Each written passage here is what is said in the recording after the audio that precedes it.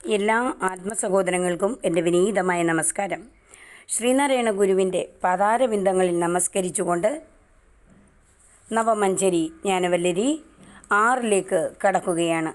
തണ്ടാരിൽ മാനിനിയിലുണ്ടായ മാരനും ഉരുണ്ടായിരം ചുവടിനുള്ളുണ്ടാതിരിപ്പതിന് കണ്ടാലെ വന്നു മനമുണ്ടാകയില്ല തവമേയും തെണ്ടാതിരിപ്പവനിലുണ്ടാകയില്ല ശിതി കണ്ടാതിദേവകൃപയും വിണ്ടാവിനിന്നടിയനുണ്ടാകുമാറു കൃപ ഉണ്ടാകണം മുരുകനേ.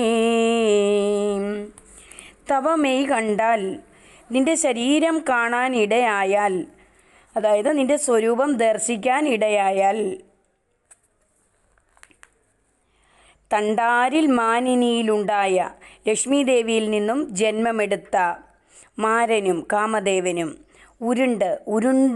ഉരുണ്ടുപോയി 1000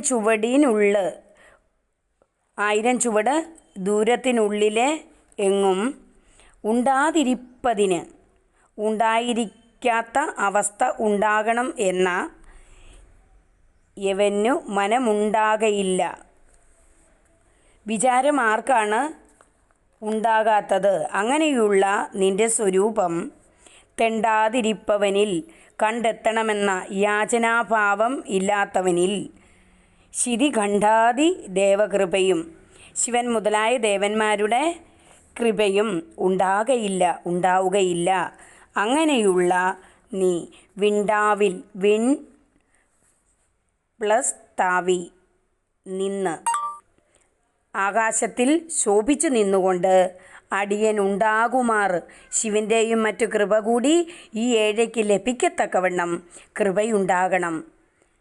ഭഗവാന്റെ കൃപ ഉണ്ടാകണമേ മുരുകനെ, അല്ലയോ മുരുക. മുരുകൻ ആണ് പരമമായ സത്യം, നമ്മിലും സകലതിലും നിറഞ്ഞിരിക്കുന്ന സത്യം. സ്വസ്വരൂപം കണ്ടെത്തിയ ആർക്കും മറ്റൊന്നിനെ കാമിക്കാൻ തോന്നുകയില്ല. കാരണം മറ്റൊന്ന് എന്ന് പറഞ്ഞു പോരുന്നതിലും തന്നിലും നിറഞ്ഞിരിക്കുന്ന പൊരുൾ ഈശ്വരനാണ്. അപ്പോൾ ആരെ കാമിക്കാനാണ്? അതുകൊണ്ട് കാമദേവൻ്റെ പ്രവർത്തനം അവരിൽ നിന്ന് അകന്നു നിൽക്കുന്നു. പ്രകാശമയമായ ഭഗവാന്റെ സ്വരൂപം കണ്ട് മറിഞ്ഞു വീണ കാമദേവൻ ഉരുണ്ടുരുണ്ട് അങ്ങ് അകലെ പോകുന്നുവെന്ന് ഭാവന ചെയ്തു. ആ കാമദേവൻ 1000 ചുവട് ചുറ്റുവട്ടത്തിലെങ്ങും ഇനി വന്നു പോകരുതെന്ന ആഗ്രഹമാണ് നിൻ്റെ സത്യസ്വരൂപം ദർശിച്ചവർക്കുണ്ടാകുന്നത്. കാമൻ ജനിച്ചത് തന്നെ ലക്ഷ്മീദേവിയിൽ നിന്നാണ്. ഭോഗൈശ്വര്യങ്ങളുടെ ദേവതയാണല്ലോ ലക്ഷ്മീദേവി. ഇത്തരം ഐശ്വര്യങ്ങൾ ഉള്ളപ്പോഴേ കാമവുമുള്ളൂ. അതുകൊണ്ടാണ് രുക്മിണിയിൽ ശ്രീകൃഷ്ണനുണ്ടായ മകനായി കാമദേവനെ പുരാണകഥകൾ വിഭാവനം ചെയ്യാനിടയായത്. രുക്മിണിയിൽ ശ്രീകൃഷ്ണനുണ്ടായ മകനായി കാമദേവനെ പുരാണകഥകൾ വിഭാവനം ചെയ്യാനിടയായത്. അങ്ങനെയുള്ള ഭഗവാന്റെ സ്വരൂപം കണ്ടെത്തുന്നതിനെ വേണം ജീവിതത്തിൻ്റെ ആത്യന്തിക ലക്ഷ്യമായി കണക്കാക്കേണ്ടത്. ആ സത്യം കണ്ടെത്തുന്നതിനു വേണ്ടി ദാഹിച്ച് നടക്കുന്നവരാണ് സത്യാന്വേഷികൾ.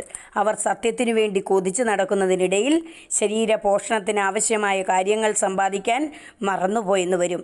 സത്യത്തെ യാചിച്ച് നടക്കുന്നവർ അതുകൊണ്ട് ആഹാരവും യാചിക്കുന്നുണ്ടാവും.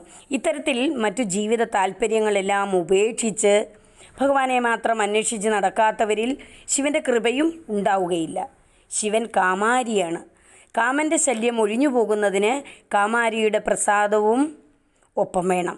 ആ പ്രസാദമില്ലെങ്കിൽ കാമൻ്റെ ഒഴിഞ്ഞുപോകൽ നിഷ്ഫലമായി തീരും.